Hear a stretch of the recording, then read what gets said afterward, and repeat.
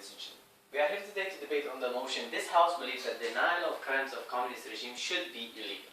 Now, in order to be able to have a good debate, we have to understand what exactly happens in the world today, and we have to understand very well the status quo. We are aware of the atrocities of communism. We are aware of the crimes and their outcome. However, ex-communist countries, extremist groups, or just random people around the world minimize, or even worse, deny those crimes completely in some cases. Up until now, Hungary, Lithuania, Czech Republic, and Poland have banned the denial of offenses committed by communist regimes during the Cold War era.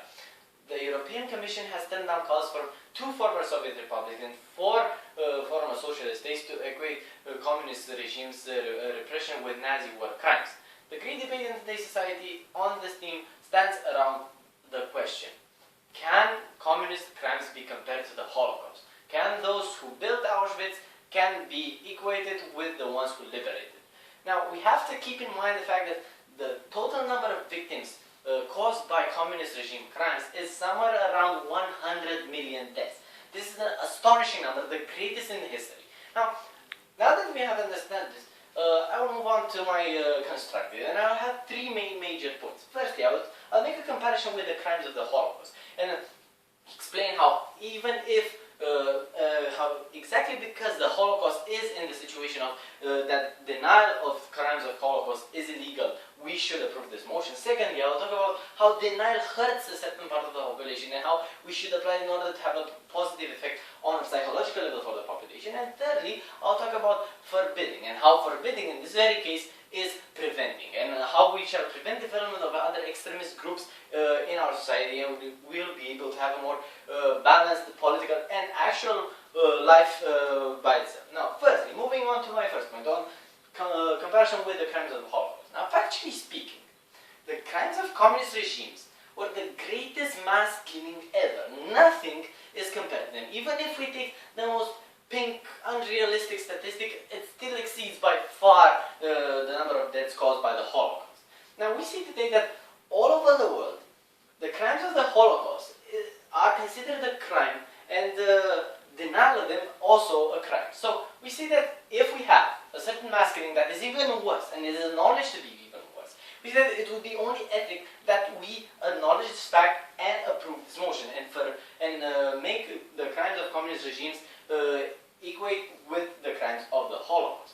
What we see today is by enforcing the issue and taking denial of communist crimes to a criminal level, just as the Holocaust, we shall raise awareness on these atrocities, and we shall reach a global understanding of the issue.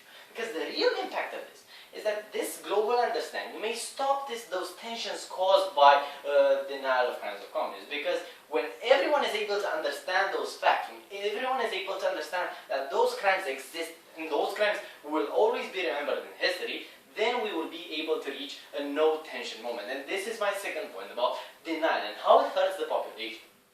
Millions have suffered due to communist crimes. Millions have suffered due to those regimes. However, the numbers are impressive and highly debated. However, even if we would take the most unrealistically pink statistic, the crimes of the communists far exceed any other mass killing in history. By approving this motion, we will show respect, and we will show true consideration towards those who were truly harmed by the crimes of communism.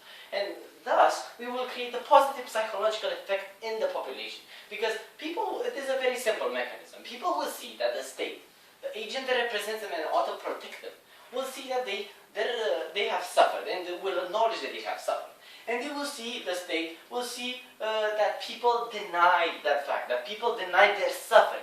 So therefore, people are disappointed and not furious on that segment of the population that denies their suffering, that denies communist crimes.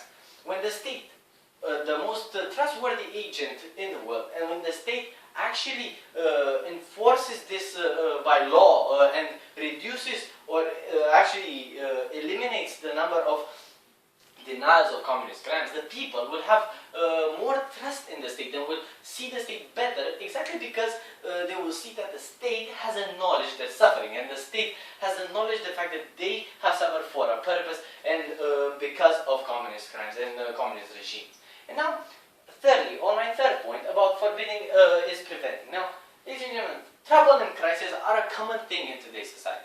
Trouble and crisis are, however, a very spark for extremism. We can make a simple observation if we look at history of mankind since its very attempts of democracy. We can see in ancient Greece or in ancient Rome.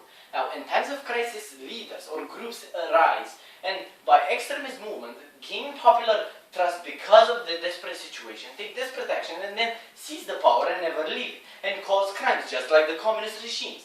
And we see today that the only way to prevent this is by applying this motion, because in today's society, even in today's society, the developed capitalist democratic society, we have such examples. We have neo-communist and neo-Nazist groups that are very active and a real danger towards our society. We have the greatest example here is Sweden, which has great problems today with neo-Nazis and neo-communist groups, exactly because of the global recession that happens, and exactly because people are desperate, and when people are desperate, they look for other people that will take desperate action, and those are extremists. And this is why it is dangerous, and this is why we should implement the motion, because this motion will have an indirect impact on reducing the influence and development of these very dangerous movements.